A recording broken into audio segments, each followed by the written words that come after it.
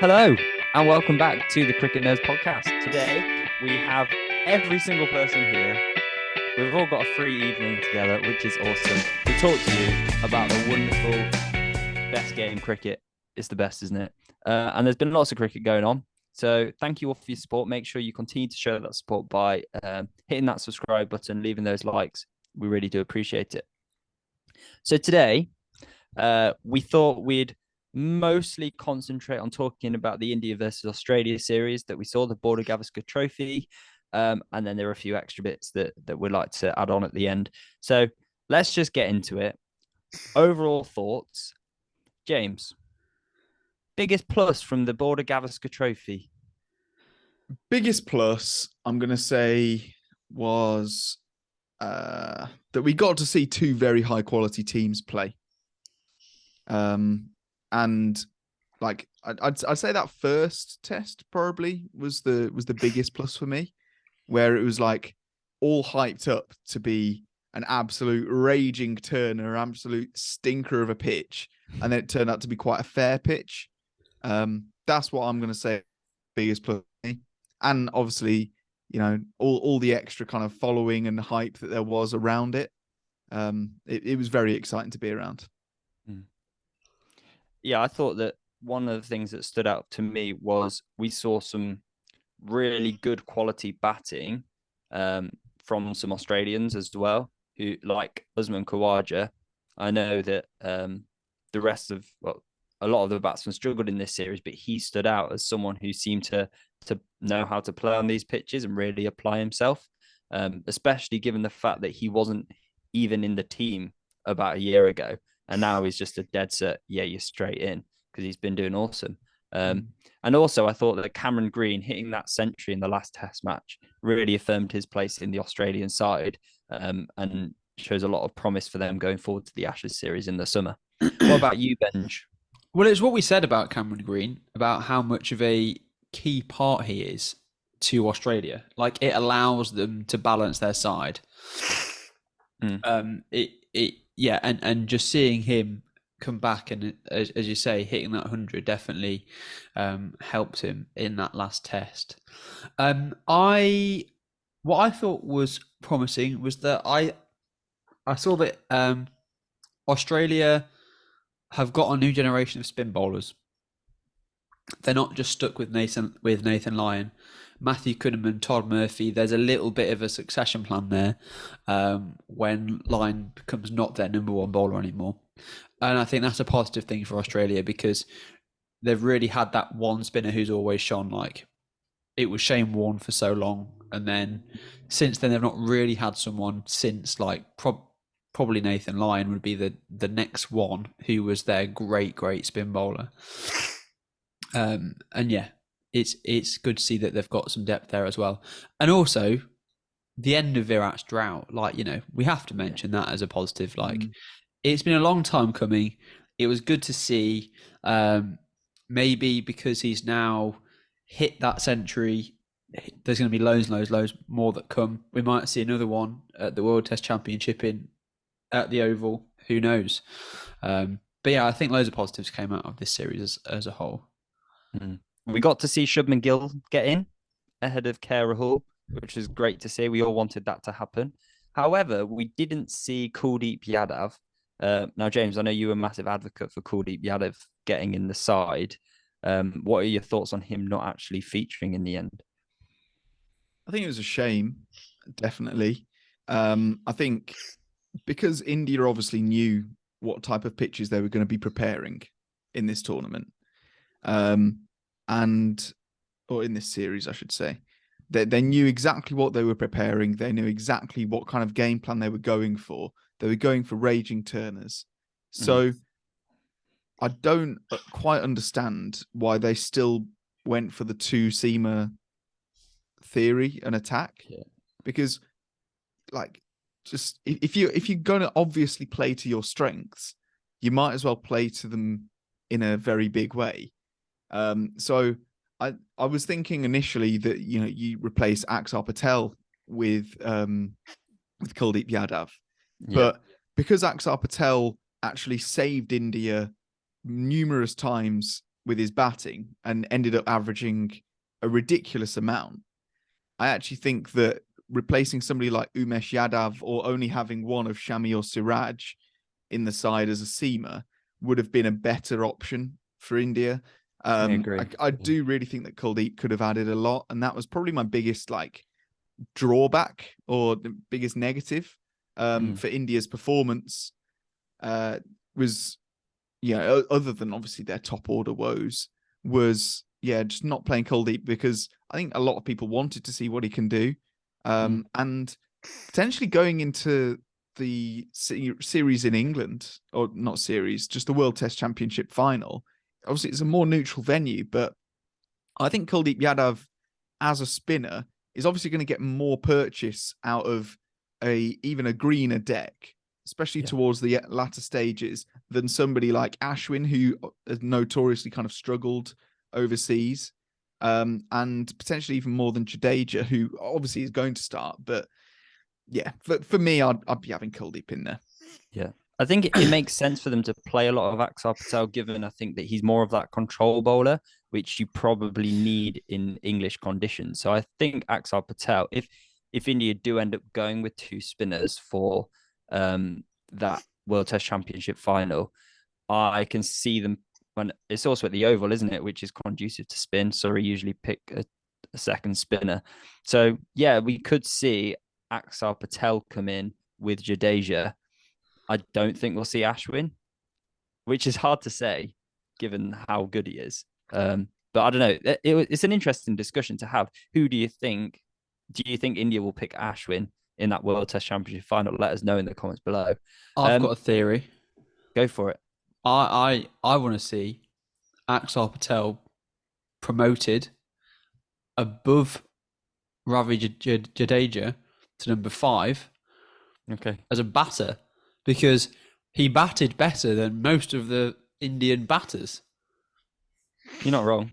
Yeah. Like the fact that he averaged 88 over 5 innings. Stick him at number 5. Shreyas Iyer seems to be injured. He's nowhere to be seen. Then you can have Jadeja at 6. That means you can fit Ashwin in there as well. And you've got the extra spin bowling option in there. And then you can still play 3 seamers, which is what you want to do in English conditions, especially when they're not going to have Bumrah. Means they can play Shami, Siraj, and I mean, just for the laughs, I want to see Umran Malik. You know what? I wouldn't hate that. I don't think they will, because I don't think he's accurate enough yet. They're more likely to play the Lord Shardul, but I think that could be a good shout. I also I know that was actually a CNQ from PD, which I might just slide it in there. Yeah, do it. Says, do you reckon IPL Rahul and Lord Thakur will get a place at the World Test Championship final squad? So not just the 11, but in the squad. Do you think they'll get taken? Yeah, I think Sardar Thakur will, just because of how good he is in England. He's always got that swing in England. And IPL Rahul, he was very good in the England-India series in 2021. So I expect we might see him. I also reckon that for India, they've got a load of seamers who they've kind of been preparing over the last 5-10 years to be good overseas. We look at how well Mohammad Siraj and Shardul Thakur bowled in Australia when they hadn't had much test experience. We've seen how well they've all bowled in English conditions as well. So even though Bumrah's not going to be on the plane, I think they've still got some very good seamers who will bowl well in those conditions. And we've seen them struggle in the Indian conditions, but that's going to happen. All seamers struggled really in that series because there was nothing there for them. So and I think bowl overseas would be better. I think it would be remiss of us to not mention that indoor pitch in particular, but also the pitch in the final test as well, where it was. I mean, the pitch in the final test, it was a shame, just because I feel like they tried to backtrack quite a lot in somewhat of a last minute attempt to make a decent pitch, and it ended up being an absolute just flat as a pancake. So it was a very disappointing end. Nobody wanted to see a draw as the last one, or at least not as tame a draw as we saw. But that indoor pitch, that was rough for everybody apart from spinners there. That it was a very poor quality pitch, and it's not something you want to talk about, because I, for one, want to see good pitches in Asian conditions, like ones that start off quite low and slow, and then, you know, towards that, even by the end of the second day, start of the third, start to break up a bit. That's fine. That's good. You know, it's a proper test. But it was it just wasn't, it didn't help anybody that wasn't a spinner. Like, genuinely, Mo Siraj would have been better off. Did he play that game? Or Umesh Yadav, for example, would have been better off bowling off spin than bowling seam on that indoor pitch, which is a bit naff, isn't it? Yeah, I think when you look at the pitches that we've seen this winter, you've got indoor on one end of the spectrum, and then you've got Rawalpindi on the other end of the spectrum. And you kind of, there needs to be a balance in between, because you can't really play test matches on those pitches. It's a bit embarrassing, really. And even in 2020 games, like there was a PSL game which has happened recently where both teams on Rawalpindi pitch got over 500 runs together, obviously. But yeah, it's just ridiculous. But we have got some more India-Australia cricket to come, which we are very excited for. That we've got the one-day series coming up. Hopefully, we'll see the Sky experiment, playing him in the longer formats of the game as opposed to 2020 cricket. See if he manages to do well in the one-day series. And we'll see some of the other one-day stars come back in, maybe an Adam Zampa for Australia, who's very good in the. Adam Zampa's come back over. Return of not Nathan Lyon. Ash Nagar's flown back into Australia, as well as Glenn Maxwell and the big show. Marsh. So that's quite getting big, prepared actually, for the IPL. Yeah, big returns, because obviously those respective IPL franchises are going to be very invested in how they come back from injury. And there are a lot of big players coming back from injury. As a Punjab fan, I'm very concerned right now, because it's looking like Bairstow's probably going to be ruled out of the IPL. In which case, I think Matthew Short has been billed as a replacement, which, I mean, it's not exactly like for like. But yeah, like I think just looking at the ODIs again, because it feels like ages since we've talked about India in ODIs, but they have been the best in ODIs recently. And looking at that squad, it's reminded me big time how good they are, because we've got Shubman Gill obviously in the greatest form going. And then we might see those players that we've kind of missed in this series, because obviously Surya Kumar Yadav got dropped pretty early on. Ishan Kishan we didn't see, but both of those, Surya Kumar Yadav hasn't proven himself in ODI yet, but Ishan Kishan certainly has, and I really want to see him play. And then, like Kuldeep, it'd be really nice to see him. Hardik Pandya is somebody that I want to see play again. And who knows? I think we got a comment. Who's it from? It was from Blantyre 60, who was talking about him and Lenin Jagadish were kind of having a conversation about the World Test Championship final, and Blantyre was saying that kind of they need to see Pandya playing, because as a seam bowling, a bit of an all-rounder, he could potentially be really useful in that test side. So there's more things to consider with Hardik Pandya than just his white ball proficiency and potential future captaincy. Yeah, and they'll be preparing for this not the 2020 World Cup, the actual one-day World Cup, which is coming up later this year in India. So there's preparation for that. And just to kind of segue on from that, we've also seen England have been playing Bangladesh, and they had a good one-day series. Did they play a 2020 series? I don't know. I think so. I think they had some blokes left over. Okay. And not many batters. So they decided just to field some fellas. It looked a just bit like friendly, park wasn't cricket it? to me. Yeah, Yeah. no, I didn't Okay. think it was serious. No, Yeah. on we've kind of riffed on this in Yeah. the last like few podcasts that we're almost not seeing it as a series. I think it's a legitimate insult to Bangladesh cricket Yeah. that England have put such pathetic effort in. Well, I understand that they want to try to get some of these all-rounders batting higher. I understand the theory behind it, and I understand that England have had quite a few batsmen that have either chosen PSL over it because they're not centrally contracted or have become injured.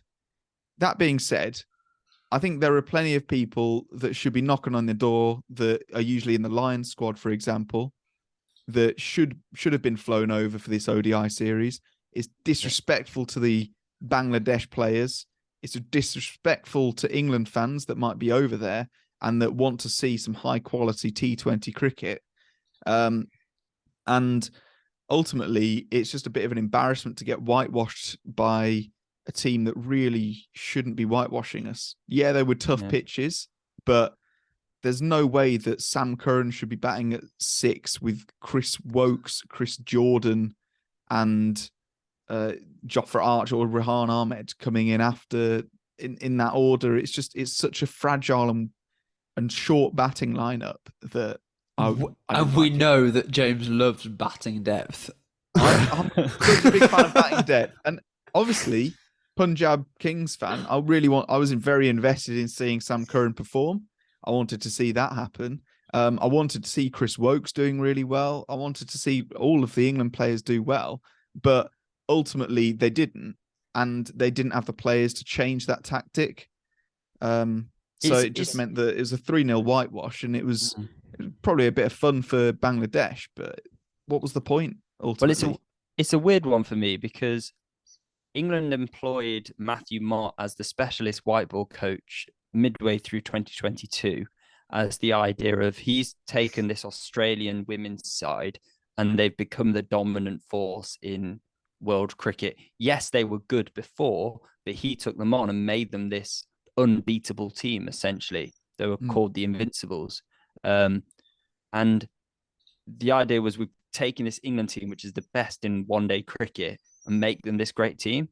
And from that 2015 World Cup campaign to when Matthew Mott was in charge, so over that 7-year period, combined 2020 and one-day bilateral series, England only lost 9. Since Matthew Mott's taken over less than a year ago, England have already lost 6 bilateral series combined from ODI and 2020 cricket, which shows that England aren't dominant.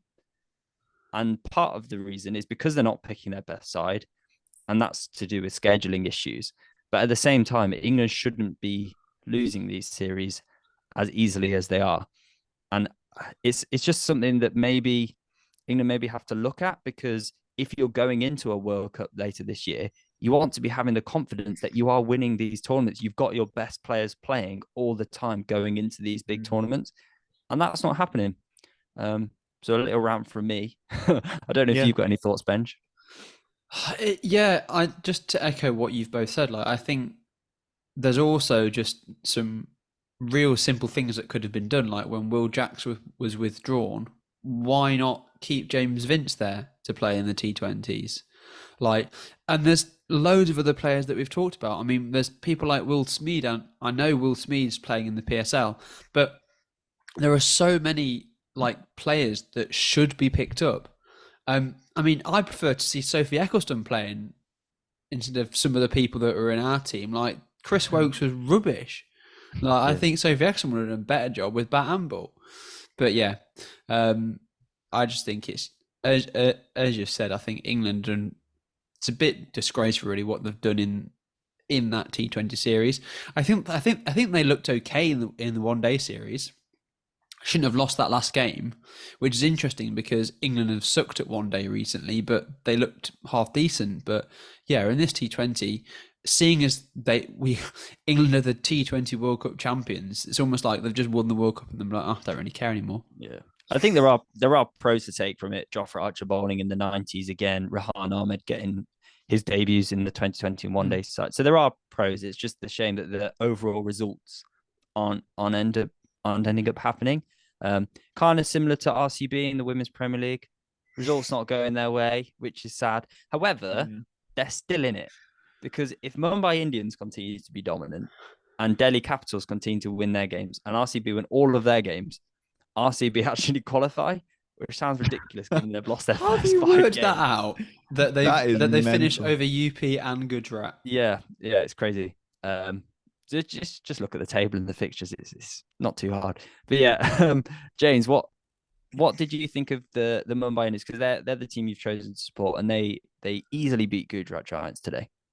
They did. It was a bit of a cakewalk, to be honest. There was good performances, very good performances from kind of, you know, the players that swung it in the direction of me supporting Mumbai. Nat Siver, I thought, played really well before she went out. You know, it was a tricky pitch to bat on. But yeah, Nat Siver and Easy Wong, I thought, bowled really well. But the main story was Harmanpreet Kaur, who, as a captain, she's really been standing up and proving that she has the ability to carry this team, which I think is the biggest difference between her and between Mumbai and RCB. Now, in previous episodes, I've talked about kind of the balance of the side and how Mumbai are just so well balanced. Everybody's got a defined role, all things like that. But the captain doing well makes such a huge difference, because that is your one player that you cannot drop, pretty much. That's why it helps to have an Indian captain, because it doesn't take up one of the overseas slots, especially if they are in bad form. You do need to drop them. But Smriti Mandana for RCB, which, as it happens, is another one of PD's CNQs. Yeah. It says Smriti's bad performance continues. Don't you think she should be relieved of her captaincy so she can focus on batting? She's been in horrendous form. She practically lost the last game for her team through her batting woes. And that's such a big difference. And contrast that with Harmanpreet Kaur, who got 51 off 30 on a pitch that was very difficult to bat on. And then, you know, captained her team with perfection. I thought the bowling changes were brilliant. Matthews, Brunt and Wong, once again, are just, you know, unbelievable. Amelia Kerr was also class. It's just the contrasts in how these teams are running and the performance of the captains is huge. Yeah. And I think that with this Women's Premier League, we're starting to see some of the tactics come in. We're starting to see people really adapt and understand the balances of the teams, and it's going to make for a good tournaments going forward in future years. It's really good. Well, thank you very much for watching. We thank you so much for all your support. Make sure you leave your CNQs down in the comments, because some people have been shouted out today. You want that to happen. Make sure you follow us on social media. The link tree is in the description. You can also listen to us on any podcasting platforms that you like to listen to podcasts to. And so we thank you so much, and we'll see you next time.